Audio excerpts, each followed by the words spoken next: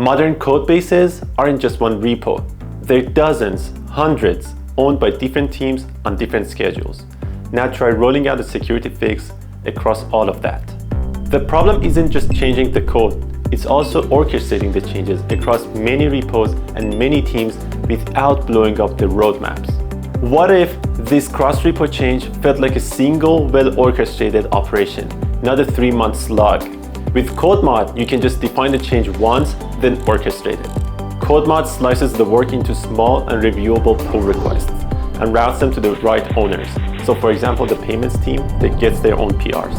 The platform team gets theirs.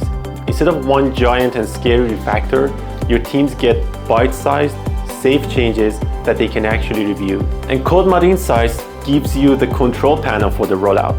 So you see the blast radius.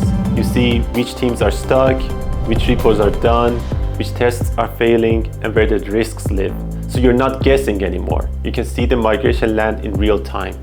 And if a team hits issues, you can just tweak the Codemod and continue the rollout.